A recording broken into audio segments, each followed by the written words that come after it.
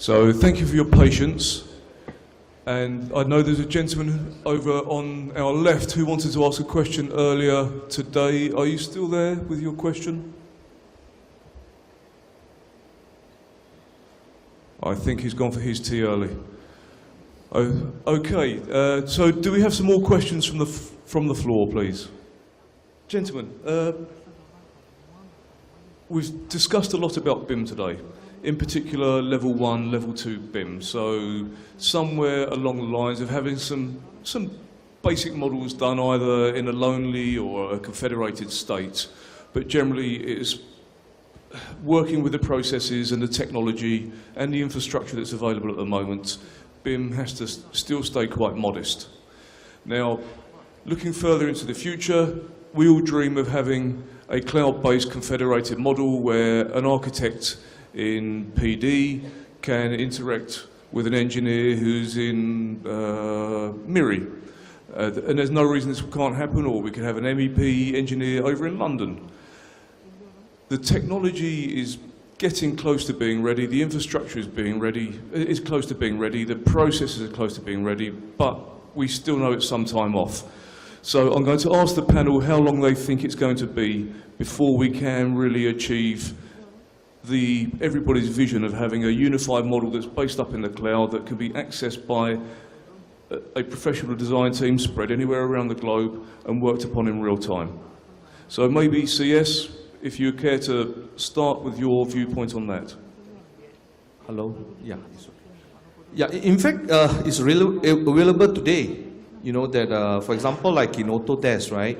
We have this product called Warp. Basically, it manages the versioning as well. For example, like I'm architect A, and I actually download that file and actually working on it. And the next one, which is the architect B, working on it. And then when we actually send it up to the cloud or the server to update it, the system were able to actually capture it and to update it accordingly on the timing. And it allows to keep the versioning as well, if that's what you mean, you know. That is exactly what I mean, CS, and as you know, I've worked with Autodesk for a long time, and I know many of the tools very well, and I do believe the technology is very close to working exactly as it should do. However, there are things outside of the technology, including the infrastructure. For example, the IP network, the internet network in Malaysia isn't particularly fast, so it doesn't allow the streaming of large models very capably. Similarly, we have problems on a wider issues, such as the legalities. Yep. Who owns the intellectual property for these models? And this isn't known yet, particularly when we start to work out on global projects that are traversing international barriers. So yes, the technology is just about there and the processes are just about there, and also we have the people who are just about there, but there's still a wider range of issues that are going on. Yeah, you see, one of the challenge in Autodesk we had is that, first thing is that, you know, you want to differentiate whether this car belongs to architect or not. First thing, you look in the car, you see a lot of big paper, you're quite sure he must be involved in a construction industry, right? So what happened is that a lot of time, a customer came to us and to say that, you know, I know you have cloud, you have this, you know, normally when we go into the site, you know, they don't have Wi-Fi, they don't have connection. What are you going to do? You know what I'm saying? So what we actually did is that we actually looked into the mobile computing as well, where you can actually download the file to look at it when you're actually going out to the site. So this is something very interesting because of course, it involves both things. One is basically the IT technology. Second thing is the culture. Whether, you know, are you used to be working on an iPad, looking into iPad to work on the drawing. So yeah, this is a challenge. But of course, the technology is coming, and I think a lot of the emphasis will be on mobile computing. On that question. You're right, the technology is there. So you can work on the cloud on a single model, but at the moment you can only do it if you use proprietary system. So if I used an Autodesk, so only Autodesk, I can work throughout the whole supply chain on a single model, or maybe federated Autodesk models. The problem is twofold. One, not everyone uses the same tools. So the issue is back to IFC, and this is where IFC is so important. You have to, if you're working in different, if you have a design team that works in different models, you can't do it kind of collaborative system in the cloud because they just don't speak, they just don't, just doesn't happen. So at Building Smart, for the foreseeable, for a long time, we don't see one single model. We see many different models that talk to each other via IFC. So you federate between them. You can do that on the cloud, and you can talk to each other via cloud. That's absolutely fine. But you can only achieve it, and you can only achieve it at the moment via proprietary. The other point you made, though, which is a really, really interesting point, the biggest challenge to, if you like, BIM level 3, open BIM, is really the biggest issue is not so much technical, because being able to export or import to open data is not that hard to do. It can be cracked. It's actually the legalities and the contractual issues, the insurances and the professional indemnity. Who owns the model? What happens if something goes wrong? So it's the issuing, and this comes back, sorry to be boring, but it goes back to I mentioned BS 1192 in terms of the who did what, and then the chain in terms of this is what they did, and this was archived, and this was done. So you have a set process that can be looked at for the insurers and indemnity. So when we develop level 3, the biggest issue we'll find is actually the legal issues. The technical can be done, but it's not yet done yet. Okay, just to be fair to other technology partner that collaborating with the IDB, Autodesk already promote its product on the cloud basis. Just to be fair with others, Bentley having a project-wise. So it is okay. Bentley are having project-wise, which is a cloud-based, which you can share the model into through the project-wise, and Tekla having the BIM site, which collaborating the structural model through cloud. Just to be clear that we are not biased. We will be fair to others. Technology partners that are in front of this hall. That's about cloud. And in terms of the legal aspect, who own the model and everything, we have a BIM subcommittee meeting the other day, and the PEM, Pertubuhan Arkitek Malaysia, PEM has some solution on that. They have some proposed how to manage the ownership of the model. We may put it in our BIM guide or BIM roadmap later throughout the end of this year. Perhaps maybe the solution can work here in Malaysia. And in fact, last week, CLIC, the Construction Legal Conference, something, also talked about it. So I believe within the next 1 year, the issue of legal aspect, who owns the model, everything we will have some solution on that.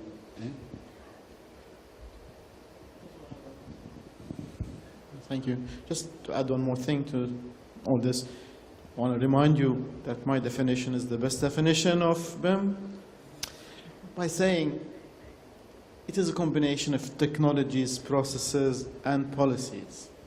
Okay?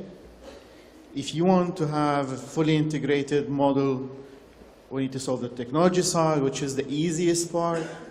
Okay? Processes, which the UK, US have solved many of it, but the policy side is a bit problematic. The legal frameworks. Even if the legal frameworks are there, to benefit from what's called synchronous, I'm having discussion with one of the PhD scholars here, you need alliancing. If you don't have alliancing, if you don't have a team of people who are using the same language, the same technology, same processes, it won't happen. Having said that, I want to say that it's not important to have a single model or single integrated or federated model. It's not that important. What is important is to go slowly into BIM. Do not wait until these things are there. You will wait a long time. And even countries that have all these solved they don't do a integrated model. They don't think it's the best way forward. It could be a collection of models. It doesn't matter. Yeah, it's different from country to country. Do not wait. There's no reason to wait to go into BIM. Go in now, get the low-hanging fruit. As you develop your capability, your maturity, you start getting other advantages. And when all these things are solved, we all live, happily ever after. Yeah. Thank you very much. Do we have any more questions from the floor? My question is directed to Mr. Nick, probably Dr. Villa. It's like this. I think one part of BIM is the design portion, right? I would like to ask Mr. Nick, your experience in the UK experience, right? A lot of the preparation of the information to prepare for the process, right? And it's prepared within a design office. And there have to be a lot more resources and a lot more information need to be input into the system before it goes to the next process. And then in the UK, let's say, I mean, how much, let's say for an architect's office, they start a drawing, complete a drawing, then they pass it to other consultants. Would it mean that the other consultants have lesser things to do before this time, before BIM? And then how much, how much is enough? Do you understand what I mean? Yeah. Then the next question is how much time you have to spend preparing the drawings, and then the resources you have to expend, and then the expenses for the office in comparison to other consultants. Okay. For architects, yes. Thank you. Thank you for that. Back to what I said before is our view is that it's not a new job. You don't employ a BIM manager. You have tasks for people within a project. So someone will be the task information manager, the project information manager, and the project delivery manager. They're set out at this moment in time in the standards. So the people need to understand what's required of them. But then the people in the office need to learn, if you like, what BIM is and the processes of BIM. So it becomes embedded. Now, like anything, when you first start, it will take a little bit longer and it will be a little bit more difficult, like learning anything. But the point is by doing it this way, you'll save money. Because once you get it, there'll be less reworking in the design office. So there'll be less going back, less. The point is we all talk about clash detection. Surely, what we should all be talking about is clash avoidance. It's not to design something and then we spend a load of money on a tool and then spend a load of time and say, oh, look, the pipes all hit each other. The point is we don't want the pipes to hit each other in the first instance. So it's about getting people to do their job properly. That's all it is, and making sure each job is done properly. It's just quality management. Now, there will be a bit of time because people have got to change the way they work and people have got to upskill. But that to me is simply how you've got to get about doing it. And the companies that have done it are reaping those benefits. There are lots of examples out there. So it's not rocket science. It really isn't rocket science. It's not hard stuff. It's just working common sense, really. Okay, to answer the second part of your question, I've worked with lots of architects implementing BIM in my previous BIM consultancy life. How do you do it? Now, there's main components of doing it, implementing BIM within a design. I'm just going to focus on architects or designers. What are the main components? Okay, first you have to have a decision to do it. Most importantly, meaning a real decision. We want to do it. There's a strategic benefit. Okay, let's say you have that. What do you do next? You have to have a reasonable budget, a small budget for a small group. You don't do the whole office in one go. That'd be wasteful. You have to, select not your A team. You select, your above average users. I've tested all these models, with clients. You may disagree with me, you have, different approaches, but let's say you choose a set of people, you give them training, to use the skill. I'm assuming these people know about constructability, they're good at what they're doing. The next thing is you make sure you give them a pilot project, which is a common type. You don't go and choose something very, very simple or something very, very hard, a common type, something you're used to, okay? And you make sure there's no distance between training and working on a project more than 8 weeks, okay? Don't give them training and then after 2-3 months you give them a project, wasteful. You will lose 80% of the training by probably the third day, okay? So you have to do it. Do your pilot project, do it slowly, no rush. Once you've done your first pilot project, and you do the second pilot project, your third pilot project, and then you spread it. And I have to just disagree a little bit with here.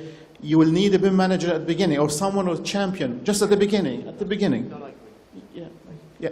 So you need some, yeah. But over time, once this spreads, you no longer need a BIM manager, because everyone becomes a model manager. Everyone. It just becomes part of business. So what is the cost? I don't know. It depends on the size of the team, the type of the project. But it is a reasonable entry point. Don't expect BIM to cost you a fortune. It shouldn't. If it's going to cost you a fortune, you're doing it wrong. You should do it at the pace of your organization, on a typical project, on a typical team. Maybe buy a vanilla type of BIM software tool. I'm not going to just name them, because some software will have 2 grades or different types. Okay? Do it. Shouldn't cost you too much. It will cost you money, but shouldn't cost you too much. Once you do that, then you go to the next phase, then the next phase. And once you finish that, you want to collaborate. Cost should not be, it is a factor, very important factor, but it should not stop you. It hasn't stopped others, so what should stop you? Thank you very much. I believe there's a gentleman with another question for us. Please, yes. Thank you for the opportunity. I have questions in 3 parts. My first part is, there are build, design, operate and maintenance, overall 4 processes. So far, we have learned about, designing process and a little bit about build process. We would also like to learn about, how it is relevant in maintenance and operation process. And what are the benefits, like time and cost benefit? Since we have a representative from UK, so probably we may have better idea, and also from Australia, we have a representative here. And they are like early adopters of it. So this is the first and second part. My third part of my question is, there are several other tools in construction process, like ground penetration radar, machine control system, LIDAR, so on and so forth. So how data from all these tools, can communicate with BIM? Can all these things talk with each other and can have better solutions? And can we have explanation or maybe answer in terms of some example, concrete example, where all these things have been used and some benefits have been experienced? Thank you. I guess I've got to apologise because I mustn't have done my job too well. Because when I talked about IFC, back to the point of, I think your question was about interoperability, about these tools working together. The point is they all have different data formats. So as I said, in Autodesk, Revit might have a different data structure, naming, etc., and the way it's structured to another, say Bentley. And that creates problems. You can't share the information. So what Building Smart did was create the IFC, which is what the tools need to do is to be able to export their data structure into IFC. So most of them can do this. Some better than others, mind, and I won't say who. But the point is, if every proprietary tool can export their data into the IFC data version, then you will all use the IFC to share that data. That's the point of the IFC. I say most can do it with varying qualities. Again, I won't mention who. Then, in terms of operation, again, I tried to get that across. We do mostly, and the UK is the same, so the UK is not miles ahead on this. Don't think that we are miles ahead, we are not. We're miles ahead on policy, not delivery. If you had just a standard construction sector here in the UK, they would all be in the same stage as you, well, maybe slightly further, but they would all be using packages like, you know, all the ones we've mentioned. But the point of the government's requirements for COBE was specifically around that operation phase. That's why they require COBE, because their point being is they want data about the asset so they can manage it better. And what COBE does is holds all that asset information so that the facilities manager can manage their asset better. And that's whether that's energy performance or whether that's replacement and scheduling and maintenance of, say, pipe work. That's the point of that. There aren't that many good examples, and I think it's an area of growth which the market will go to. So there's, if you like, the market's, if you like, saturated for design tools in BIM. There's a huge opportunity for better BIM on-site construction process tools, but that's, you know, being, you know, there's quite a few out there. But there's still huge opportunity for tools that help you manage the data to manage your assets better. But that's the point of the COBE. So I hope that kind of explains the IFC and the COBE. Maintenance, operation. BIM doesn't do maintenance. Maintenance is an activity, okay? Or even facility management. It's a discipline. BIM is a language that connects all these things together, okay? Meaning if you have a well-developed model, a rich model with lots of information, it allows you to do better maintenance. Doesn't mean you can't do maintenance without a rich, you know, model. You can. You know, most people do not need or do not currently use a rich information model. But if you have a model which is done in a proper way to be used in maintenance, and then you connect it to a maintenance system, which is no longer a difficult thing. I don't want to name software or middleware which can do that, but there's a lot of them. Then you can use that model for maintenance, and you get much better results in maintenance than not using a model. Okay? I hope that it's just the clarification. Just to answer, there's another question about all these other uses, like laser scanning and things like that. All these, if you want to use the right term for them, these are either called model uses, which is this is the term I prefer, or BIM uses. In the US, they use the term BIM use. So I say model use. So you have a rich model. You can use it in so many different ways, but you don't use them all at the same time. You only use the ones you need. You know, you may have a model and only use it for conceptualization and space planning. Others would use the model for maintenance and, you know, facility management or relocation management. Others would use it for different purposes altogether.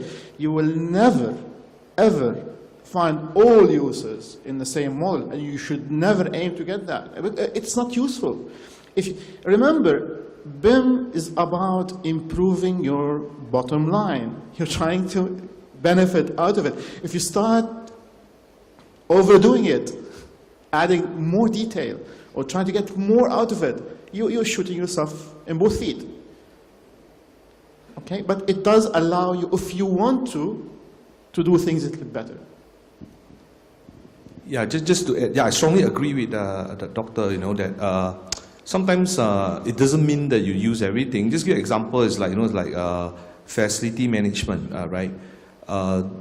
Certain factory, if you build a building, right, is a crucial building, and you need to do preventive maintenance, which means that every 30,000 of on the bulb, you have to change it. But in a simple building, you don't do that. You know what I'm saying? So at the end of the day, I think important part is that the information is there. And whether how you want to use it is very much depend on the crucial of the scenario. You know what I'm saying? Yeah, so that's that's what I want to add. Yeah. It's not that where BIM you have to be, you know, to do everything, you know, in from A to Z. It doesn't work that way. Yeah. Can I add to your addition? Yeah, okay. If you just use a typical tool and generate a model, you will get a certain set of data, okay? You get, you want to connect a model to a sequencing program, or MS project, whatever, you need to add time to each object, or to each system, or to each floor, or whatever. So at the basic level, you get certain benefits. You want more benefits, you have to put more input. So don't assume that it comes everything in a box. No. What comes out of the box is enough to get basic information, which we all need. If you need more different types of uses, you add it in, you get it out. I just want to separate that. You don't get BIM out of the box. Thank you very much.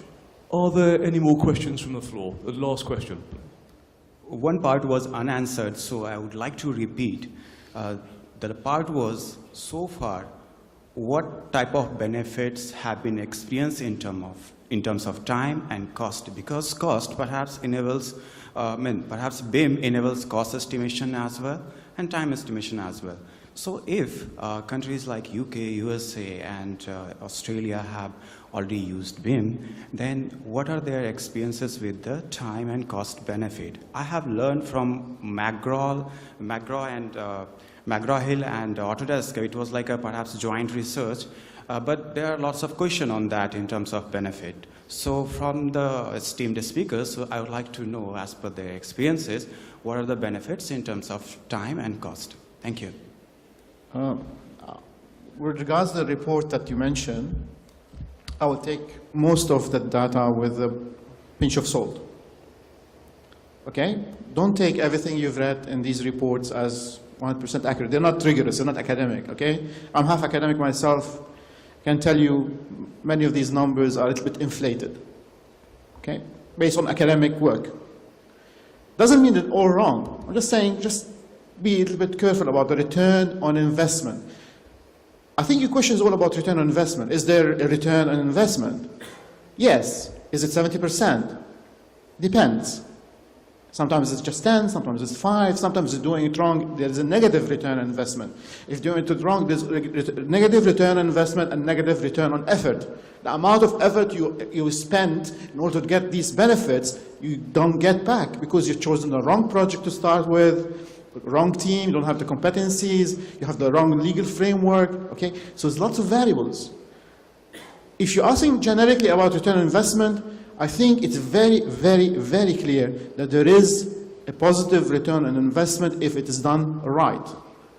That's all you need to know. Do it right, you will get a positive return on investment.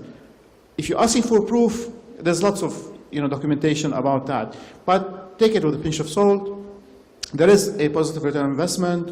There's lots and lots and lots and lots of projects, hundreds, thousands of projects in Australia, and probably tens of thousands across the US, UK, Europe, China, whatever.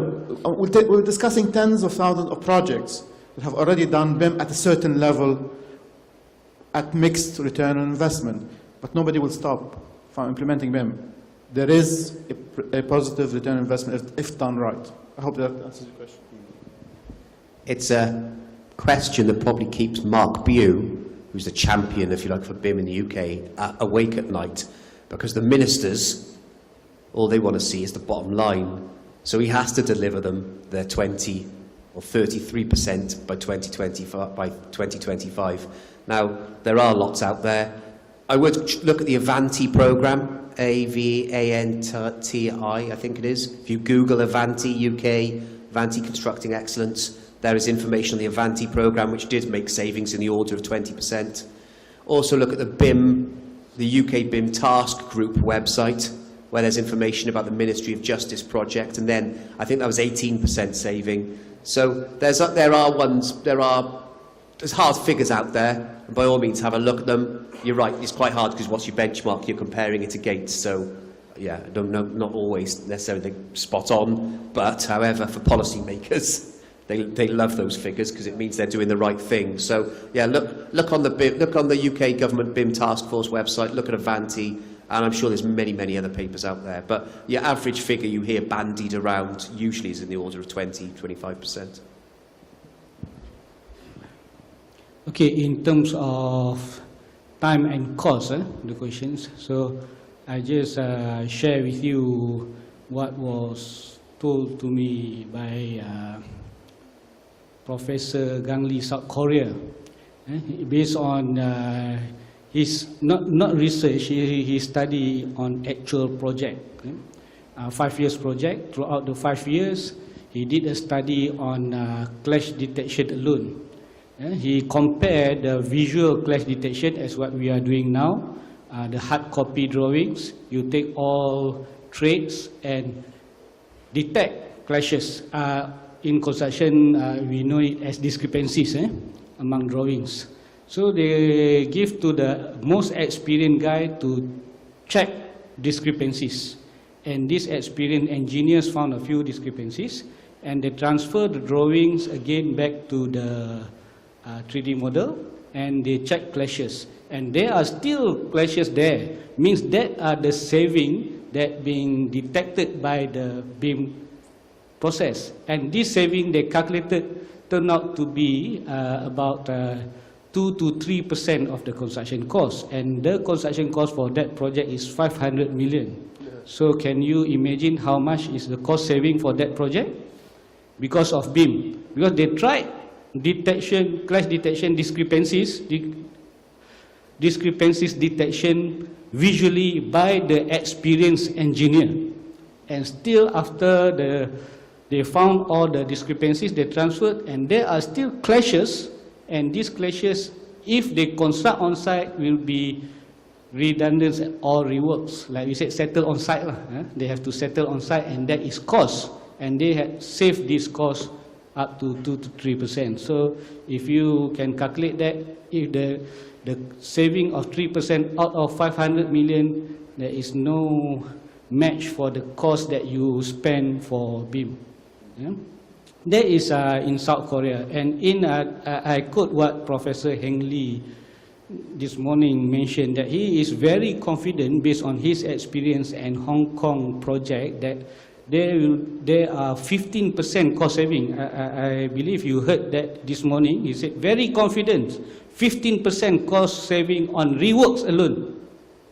And that is cost. That is in terms of cost. In terms of time, this is the experience from our local project, which is the Mira residence, the research and documented by the two doctors. And my personal interview with the architect, they are willing to change the whole software in their company from AutoCAD to Revit. CS10, really love it, Revit again. Revit again. So they change the whole software, they change the whole hardware, and you imagine how much that costs. They are willing to do that and train their staff. They took about 6 months to train, to make sure.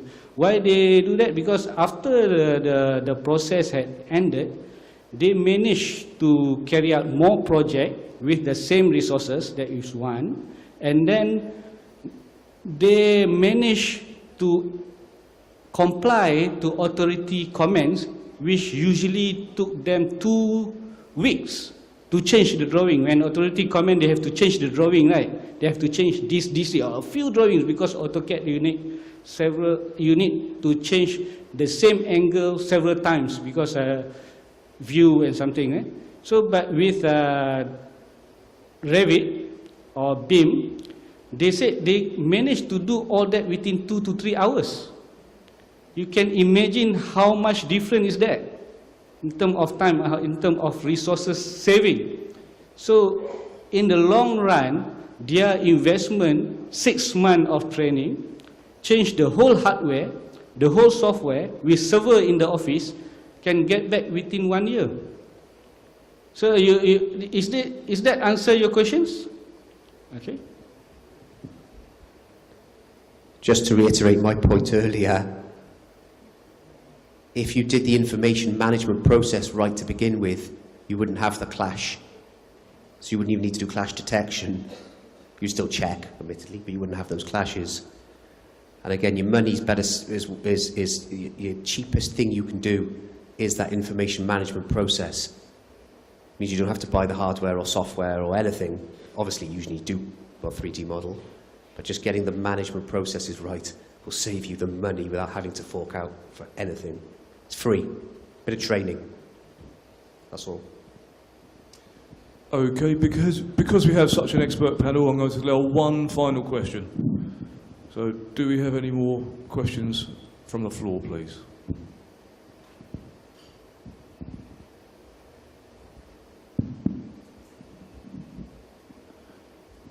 No more questions from the floor?